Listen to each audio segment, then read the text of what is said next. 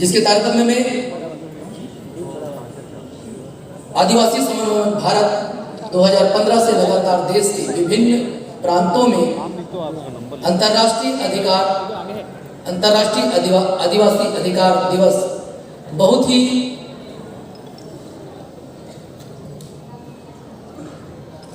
समन्वय के साथ, मुख्य समुदायों के साथ और हर वो आदिवासी समुदाय जो इस देश के निवासी हैं उनको जोड़ने का प्रयास करते हुए अपने अधिकारों, अपने संस्कृति, अपने इसके एक तहत 2 दिवसीय कार्यक्रम इस प्रदेश में सबके सहभागिता से चले आ रहा है, जिसमें देश के विभिन्न प्रांत के सामुदायिक प्रमुख, विभिन्न जनप्रतिनिधि, सांस्कृतिक समूह का समागम हुआ। 12 तारीख को हम अपने विभिन्न संवैधानिक विषय, आदिवासी मामलों के विषयों पर सेमिनार चर्चा किए और एक निष्कर्ष पहुंचे कि वास्तव में आदिवासी अपने लिए चिंतन करने का प्रयास करें तो अवश्य ही इस देश को बता सकते हैं। स्वागत भाषण के लिए मैं आदरणीय अशोक चौधरी जी, राष्ट्रीय समन्वयक आदिवासी समन्वय मंच को सादर आमंत्रित करता हूं।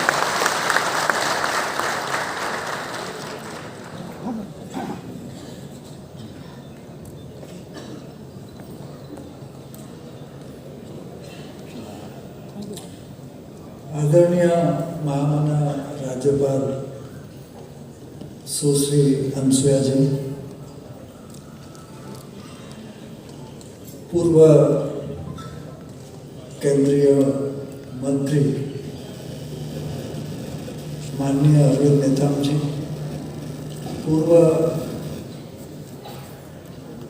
आदिवासी कमीशन के अध्यक्ष माननीय नंद कुमार साई जी, आज इस प्रदेश के सर्व आदिवासी समाज के कार्यकारी अध्यक्ष माननीय रावटे जी, हमारे आदिवासी समन्वय मंच भारत के अध्यक्ष माननीय स्टेलिन इंती जी, हमारे दक्षिण भारत जोन के अध्यक्ष माननीय मुथैया जी, हमारे महाराष्ट्र के वरिष्ठ साथी माननीय डोंगरराव बाबुल जी, आदरणीय राम कुमार जी, अनीता सोलंकी जी,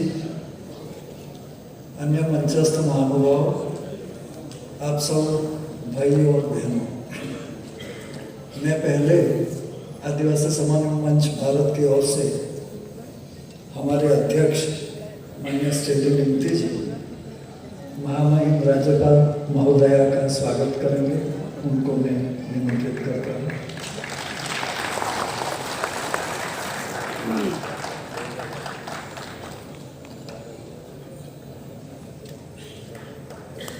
इंती जी आसाम के हैं।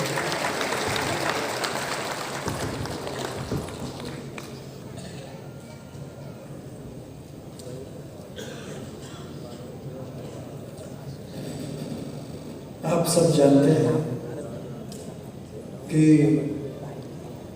आदिवासियों के लिए कल भी मैंने कहा था कि कोई भी संगठन बनाना आनंद का विषय नहीं है, और ख़ास तौर पर कोई समस्याओं के बारे में संगठन बनाने का आनंद का विषय नहीं है, क्योंकि सभ्य समाज में, सुसंस्कृत समाज में या सभ्य परिवार जो कमज़ोर होता है, इसका संरक्षण करने का जो दायित्व होता है वो शक्तिशाली लोगों के पास होता है। और दुनिया में हमेशा ताकतवर जो लोग होते हैं, शक्तिशाली जो लोग होते हैं, वो ही सत्ता में रहते हैं। तो इस 10,000 साल की मानव सभ्यता में जो कुछ भी संस्थाएं हम लोगों ने खड़ी की, इसमें आखिर की जो व्यवस्था, राजकीय व्यवस्था जो हम लोगों ने खड़ी की, वो लोकशाही व्यवस्था खड़ी की। तो लोकशाही व्यवस्था दुनिया में आई और फिर अलग अलग देशों में आप जानते हैं कि जैसे अभी ही इंग्लैंड की महारानी का निधन हुआ, तो वो 56 देश में दुनिया में राज करती थी। तो एक ऐसा समय था कि पूरी दुनिया का नियंत्रण चंद देश करते थे, ऐसी एक स्थिति थी। और उसके खिलाफ लोगों ने, आम लोगों ने संघर्ष किए, बड़े बड़े आंदोलन किए। अपने देश में भी ब्रिटिश राज था, तो उसके खिलाफ आंदोलन हुआ। और इसके चलते एक ऐसा माहौल खड़ा हुआ कि इस देश में भी लोकशाही राज्य व्यवस्था आ सके। और आप सब जानते हैं कि इस प्रदेश या इस देश में आदिवासी जो लोग थे वो मुख्य धारा से दूर थे। वैसे भी आदिवासी लोग मुख्य धारा में रहना अच्छा नहीं लगता है, क्योंकि वो स्वतंत्र तरीके से अपना जीवन यापन करते थे। व्यवस्थाएं नहीं आई थी तब संपूर्ण स्वतंत्रता से वो जीवन यापन करते थे। और इसलिए उन लोगों ने अपनी कोई ऐसी व्यवस्थाएं भी नहीं बनाई कि संसाधनों का नियंत्रण हो या लोगों का नियंत्रण हो। ऐसी कोई व्यवस्था आदिवासी समाज ने दुनिया में नहीं बनाई। तो ये सब चीज़ों को ध्यान में रखते हुए, वैसे तो इस देश में जो संविधान बनना शुरू हुआ ब्रिटिशरों के समय में, तो ये जो हमने संविधान बनाया है वो 6वां संविधान। तो 1935 में जो अंग्रेजों ने 5वां संविधान बनाया, इसमें आदिवासियों के लिए ये एरियाज जो शेड्यूल एरियाज जो अभी हम लोग कह रहे हैं, तो एक्सक्लूडेड एरिया और पार्शली एक्सक्लूडेड एरिया के नाम से उसको घोषित किया। और नॉर्थ ईस्ट का जो प्रदेश है वो टोटली एक्सक्लूडेड एरिया, और फिर जो अपने 10 राज्य है पश्चिम भारत के, वो पार्शियली एक्सक्लूडेड एरिया का। तो इसकी जो व्यवस्था उन लोगों ने सोची थी, इसमें उस जमाने में अलग अलग प्रेसिडेंसी थी। Bombay presidency, Calcutta presidency, Madras presidency, ऐसे प्रेसिडेंसी हैं। तो उनके जो गवर्नर रहते थे और फिर वाइसरॉय रहते थे, तो वाइसरॉय ये 5th and 6th शेड्यूल का जो कुछ भी गवर्नेंस है और जो कुछ भी व्यवस्थाएं हैं उनका ध्यान रखेंगे, ऐसा सोचा गया था। जब हमारा संविधान बना, देश आज़ाद हुआ था, ये चीज़ें जैसी की तैसी अपने संविधान में रखी गई और 5th and 6th शेड्यूल के तौर पर हम लोगों को चिन्हित किए गए, और उसके गवर्नेंस की व्यवस्था अलग से की गई। ये जो बात थी, ये बात क्या थी कि ये कोई आदिवासियों के लिए व्यवस्था का सवाल है, ऐसा नहीं है। बेसिकली ये एक प्रोग्रेसिव स्टेप था कि how direct people can exercise the power, enjoy the power. यानी कि लोग कैसे सीधी सहभागिता कर सकते हैं अपने जो कुछ भी दैनंदिन जीवन है और जो कुछ भी पब्लिक लाइफ है, इसमें सहभागिता कैसे कर सके और स्वतंत्रता महसूस कैसे कर सके, इसके लिए ये प्रोविजन किए गए थे। तो बेसिकली हमारे संविधान की जो विशिष्टता थी वो यही थी कि ये एक 5th and 6th schedule is a window for the direct people's democracy. लोग कैसे सीधे संचालन में जा सके और धीरे धीरे राज्य की जो सत्ता ऊपर दिखती है वो कैसे कम होती जाए और लोग कैसे सशक्त बनते गए। तो उसकी जो भावना थी वो ये भावना ये प्रावधान की थी। तो मेरे ख्याल से अपने देश में ब्रिटिश गए, इसलिए एक वैक्यूम खड़ा हुआ इस देश में, क्योंकि अपना देश कोई एक देश था ऐसा नहीं था। 562 हमारे रजवाड़े थे जो प्रिंसली स्टेट्स थे।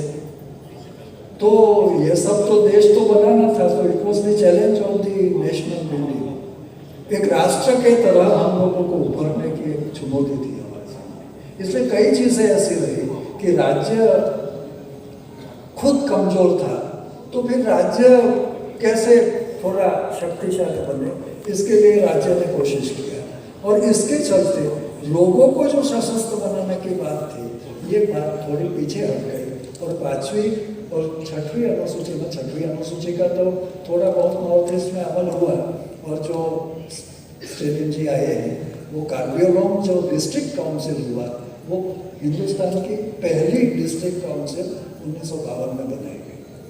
तो ये जो बात है मैं लंबा नहीं खींचूंगा, लेकिन ये जो फिर हमारे देश में इसका अमल नहीं हुआ, फिर समता का जजमेंट आया आंध्र प्रदेश में, समता versus state, Andhra Pradesh state, और इस जजमेंट में ऐसा कहा गया कि फिर शेड्यूल का जो एरिया है, इलाका है, वो इलाका के जो संसाधन है, जल जंगल जमीन और खनिज संपत्ति, उस पर पहला अधिकार आदिवासियों का अधिकार है।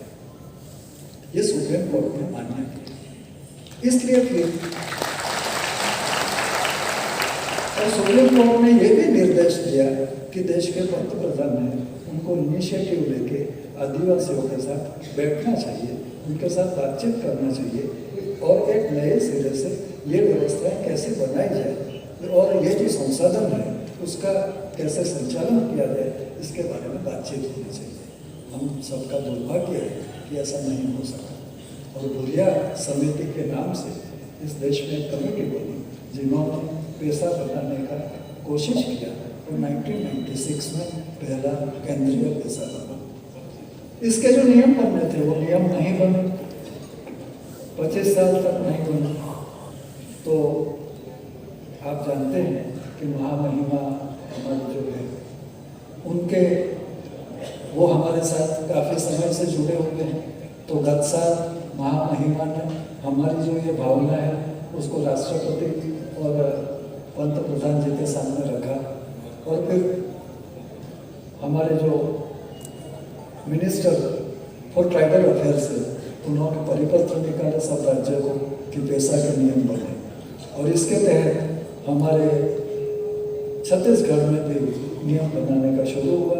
हमारे साथी जो है छत्तीसगढ़ के सेवती जी, तो उन लोगों ने बहुत मेहनत से इनका करने का कोशिश किया, लेकिन राज्य राज्य होता है इसलिए वो जो प्रक्रिया है वो प्रक्रिया मेरे ख्याल से थोड़ी धीरे हुई है, लेकिन आज महामहिमा हमारे पास आए हैं। तो हम ये कोई आदिवासियों के लिए मांग रहे हैं ऐसा नहीं, we are asking this to nation. हम देश को ये कहना चाहते हैं कि हमारे नाम से इस देश के सब लोगों को ये अधिकार मिले, ऐसा हम चाहते हैं। क्योंकि संसाधनों के अधिकार चंद लोगों का हो जाएगा तो सब गुलाम हो जाएंगे। फिर काय की डेमोक्रेसी की हम बात करेंगे? कोई चुनाव भी नहीं लड़ सकेगा। अभी ये विधायक और ये आए उनको पूछो तो वो कहेंगे हम लोग जी कि कितने करोड़ रुपए खर्च है। तो सामान्य प्रजा संचालन में कैसे आ सकती? और जब गांधी जी को यह संविधान बताया गया तो गांधी जी ने राजेंद्र प्रसाद जी गए कि गांधी जी ये संविधान आप देखें। तो गांधी जी ने उनको पहला प्रश्न पूछा कि आप तो इतना बड़ा संविधान लेके आए हैं और मेरे मुंह से कितने दिन दे रहे हो इसको पढ़ने के लिए? तो उन्होंने कहा कि 7 दिन मिलेंगे। तो फिर गांधी जी ने कहा कि ठीक है, आप लोगों ने 3 साल से जो भी कुछ एक्सरसाइज की है तो आप लोगों को तो पता ही होगा, लेकिन इसमें मुझे इतना ही दिखा दो कि गांव और गरीब कहाँ है। और राजेंद्र प्रसाद जी नहीं बता सके। तो हमारे जो डायरेक्टिव प्रिंसिपल्स है वो डायरेक्टिव प्रिंसिपल गांधी जी के ये कहने के बाद आए और ये जो पंचायती राज आया वो ये डायरेक्टिव प्रिंसिपल्स के आधार पर। तो ये इतिहास है। महामहिमा तो अपने हैं, अपने सब दर्द समझते हैं, इसलिए उनके सामने कोई ज़्यादा कहने की आवश्यकता नहीं है। इतना ही है कि उनके माध्यम से हमारी जो भावनाएं हैं वो महामहिम राष्ट्रपति जी को भी अवगत कराएं, वापस पंत प्रधान जी को अवगत कराएं। यहाँ 2 वरिष्ठ लोग हमारे बैठे हैं, अरविंद नेताम जी और साईं जी। हम लोग जब पहले मिले तब मैंने कहा कि हम लोगों को अच्छी भाषा में या कानूनी भाषा में राष्ट्रपति जी पंत प्रधान जी के साथ बात करना नहीं आता है, इसलिए आप लोग हमको मदद करिए। आप लोग वरिष्ठ लोग हैं, हम देश में 5-7 लोगों की एक वरिष्ठ समिति बनाते हैं। जैसे यूनाइटेड नेशन ने सेकंड वर्ल्ड वॉर के बाद कंसिलिएशन कमेटी का गठन किया था कि जो भी कुछ डिस्प्यूट्स है उसको कंसिल किया जाए, उनको सुलझाया जाए, इसके लिए कमेटी गठित की थी समाज के लिए। रेस ऑफ रिलेशन बोर्ड स्थापित किया था कि अलग अलग रेसेस के बीच में जो संघर्ष है तो उसकी चर्चा के लिए रेस रिलेशन बोर्ड है। तो ऐसा आज हम हमारे गवर्नर महोदया के माध्यम से चाहेंगे और महोदया भी उसको लीड करें। और आज तो हमारे राष्ट्रपति जी भी आदरणीय द्रौपदी मुर्मू जी हमारे आदिवासी हैं। तो हमको एक आशा है, तो हमारे जो साथी वो साथी भी उनके साथ रहेंगे, लेकिन देश में हम लोग ऐसे एक सशक्त कमेटी बनाते हैं। एक ही मिनट में मैं ज़रा पूरा कर देता हूँ कि इसके लिए महामहिमा ये जो कानून बने थे हमारे, तो मैं लोगों को कहना चाहता हूँ कि वो हमारी जीवन शैली थी उसके आधार पर बने थे। इसलिए उनके लिए हम लोगों ने 7 बिंदु तय किए हैं कि हम वापस हमारा वो समाज बनाएंगे। गांव में कोई भूखा न रहे इसका इंतजाम हमारे ग्राम सभा करेगी। गांव में कोई शिक्षा के बिना नहीं रहेगा इसका इंतजाम गांव सभा करेगी। गांव में कोई स्वास्थ्य सेवा के बिना मरेगा नहीं उसका इंतजाम गांव सभा करेगी। हमारे जल जंगल जमीन है उसका पुनः निर्माण के लिए काम हमारी गांव सभा करेगी। गांव के जो झगड़े हैं वो मिटाने का काम गांव सभा करेगी। ये जो हमारी संस्कृति है, ये संस्कृति को बचाने के लिए काम हमारी गांव सभा करेगी। देश और दुनिया से हम अलिप्त न हो जाए इसलिए अध्ययन करने के लिए एक अध्ययन केंद्र की स्थापना भी गांव सभा करेगी। ये सारी चीजें मेधा लेखा में देवाजी भाई ने की है और देवाजी भाई आए तो वो हमारे सामने बात रखेंगे। आज तो मैं पुनः यहाँ सर्व आदिवासी समाज का आभार व्यक्त करता हूँ कि जिन लोगों ने बड़ी मेहनत से ये काम किया और सेवती जी को वो ड्राफ्ट दे देने का मैं ये करता हूँ और विनंती करता हूँ और मेरा वक्तव्य पूर्ण करता हूँ और महोदया का तहे दिल से आभार व्यक्त करता हूँ।